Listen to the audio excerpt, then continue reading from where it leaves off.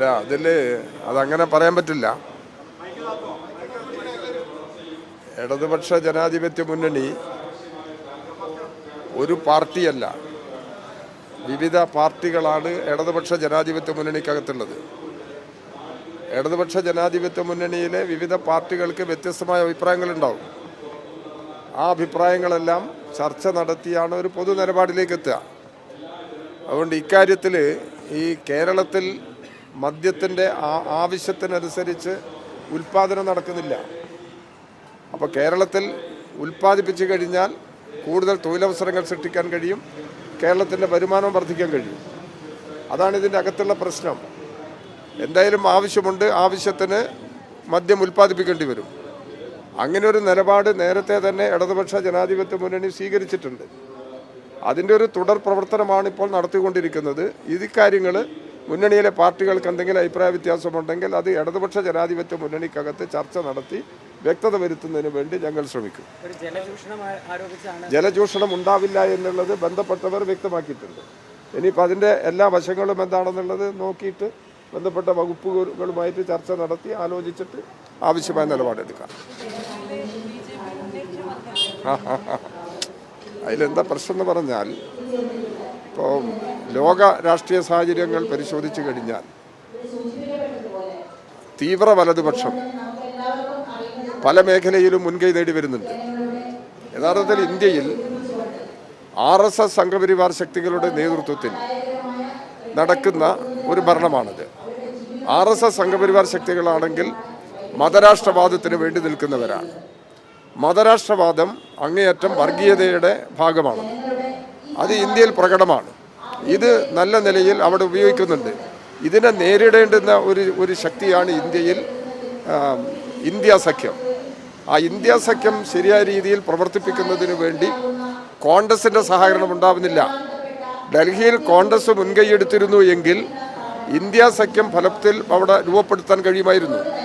ആ ഉത്തരവാദിത്വം കോൺഗ്രസ് നിറവേറ്റുന്നില്ല. അതാണ് ഇടതുപക്ഷം എന്നൊക്കെ പറഞ്ഞാൽ വളരെ ദുർബലല്ലേ ഡൽഹിയിൽ. അപ്പോൾ അതുകൊണ്ട് എന്തെങ്കിലും ചെയ്യാൻ കഴിയേണ്ടത് കോൺഗ്രസിനാണ്. എന്നാൽ കോൺഗ്രസ് സഹായകരമായ നിലപാടല്ല എടുത്തത്. BJPക്ക് അധികാരത്തിൽ വരാൻ സൗകര്യമൊരുക്കുന്ന സമീപനമാണ് കോൺഗ്രസ് സ്വീകരിച്ചത് എന്നുള്ളതാണ് നമുക്ക് ഡൽഹിയിലെ റിസൾട്ടും കൂടി വെച്ച് നോക്കുന്ന സമയത്ത് കാണാൻ കഴിയുന്നത്.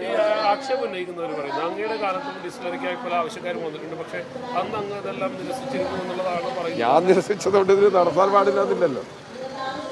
ഞാൻ മന്ത്രിയായിരിക്കുന്ന സമയത്ത് തുടങ്ങാൻ വന്ന അപേക്ഷ വെച്ചിട്ടാണ് പരിശോധിച്ചത്. വല്ല എതിർപ്പ് വന്നു. എതിർപ്പ് വെച്ചാൽ അന്നൊരു പ്രത്യേക സാഹചര്യമുണ്ട് കേരളത്തിൽ, കാലാവസ്ഥാ ദുരന്തം, പിന്നെ അങ്ങനെയുള്ള ചില പ്രശ്നങ്ങൾ കേരളത്തിലെ സാമൂഹ്യ ജീവിതത്തിൽ സമയത്ത് വെറുതെ വിവാദങ്ങളിലേക്ക് പോകേണ്ട കാര്യമില്ല. ഞങ്ങൾക്ക് തീരുമാനിച്ചതുപോലെ തന്നെ നിർത്താനും വലിയ സമയമൊന്നും വേണ്ടി വന്നിട്ടില്ല. അന്ന് അവർ ഉന്നയിച്ച വാദഗതികളെല്ലാം വേറെ രീതിയിലാണ്. അത് അടിസ്ഥാനരഹിതമായിരുന്നു. അത് നമ്മൾ ഉദ്ദേശിക്കുന്നത് ഏതില്ലേ? ആ വാദഗതികൾ എന്താ നിങ്ങൾ ഉദ്ദേശിച്ചത്? അത് അവരെല്ലാ വാദഗതികളും നമുക്ക് ന്യായീകരിച്ച് പോകാൻ കഴിയുന്നതല്ലല്ലോ. അപ്പം അതുകൊണ്ട് അന്ന് നമ്മൾ ഒഴിവാക്കി. അത് വേറെ പ്രത്യേകിച്ച് കാരണങ്ങളൊന്നുമില്ല. തൽക്കാലം തുടരേണ്ടതില്ല എന്നൊരു നിലപാടാണ്. പക്ഷേ കേരളത്തിൻ്റെ ഈ ആവശ്യം നിലനിൽക്കുകയാണ്. ആ ആവശ്യം നിറവേറ്റപ്പെടണം. അത് കേരളത്തിന് അനുകൂലമാണ്.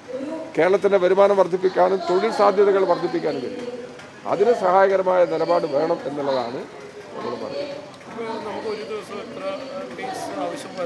അല്ല, അതൊക്കെ പിന്നെ ഇപ്പം ഞാനത് കോർത്തിട്ട് ഇപ്പോൾ പറയാൻ പറ്റുമോ?